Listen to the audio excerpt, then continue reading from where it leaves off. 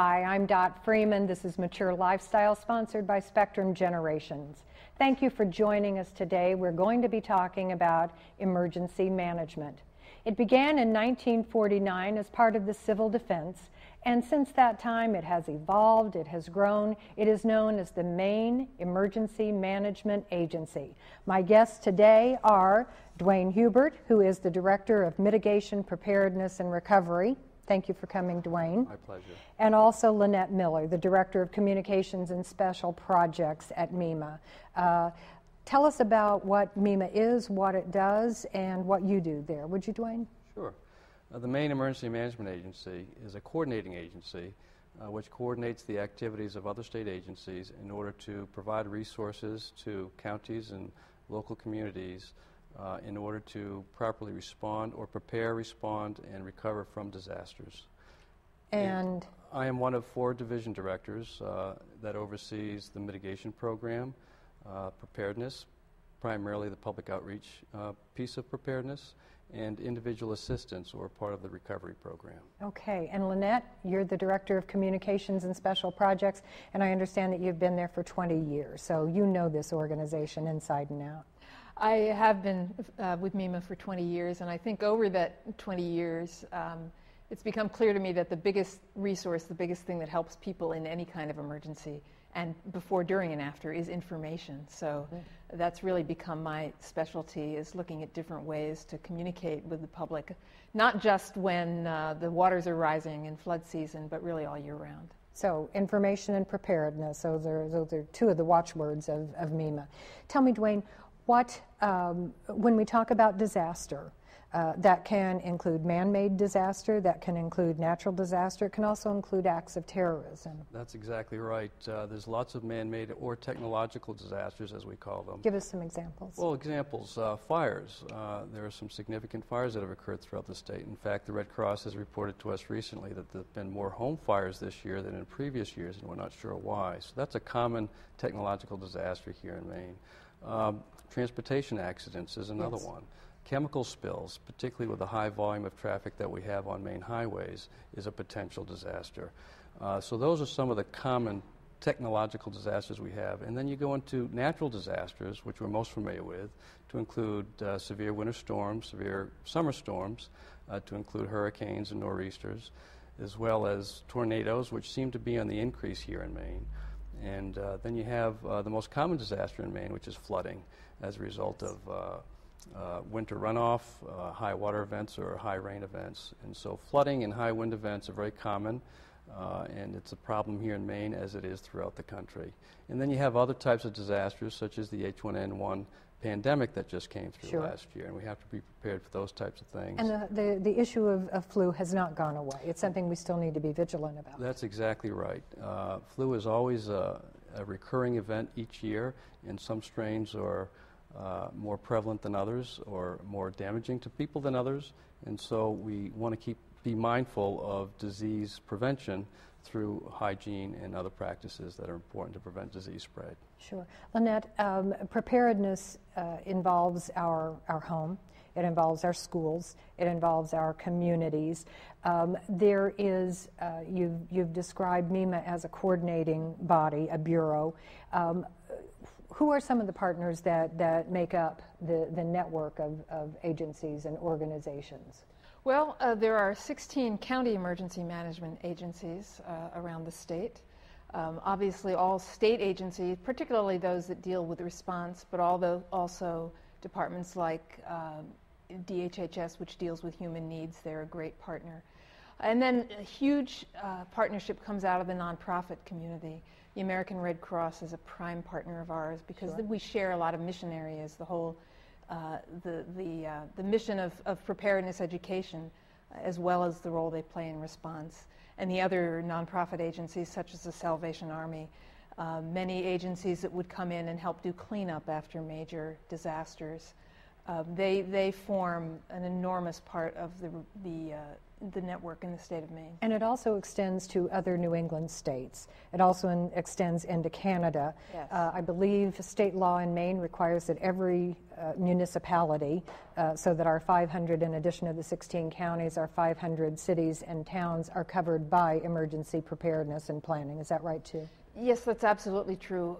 And that's enormously important because disasters don't just happen in Augusta. They happen in everybody's hometown. So the planning, their preparedness, and that first response starts in people's homes, but also with the local fire department, local police department, all the volunteers that come out to help when a community has a problem. Sure. So the State Association of Chiefs of Police, the State Association of Fire Chiefs, all of these are integrated through communications, because you've said information is central to people being able to respond and recover from a disaster, whether that be a man-made disaster, a technological disaster, or an act of terrorism. Dwayne, let me come back to the act of terrorism.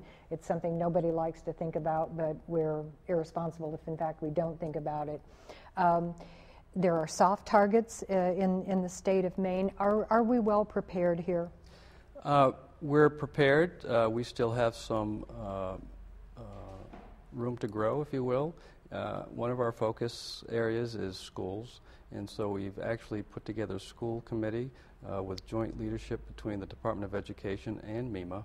And with that school committee, we try to influence policy within the state as to safety within the schools, provide some tools and resources for schools to use so it'll make it easier for them to plan and prepare and recover from disasters.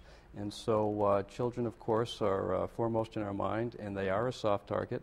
And so the more we can do to prepare schools through our efforts through that committee, the better off we'll be across the state.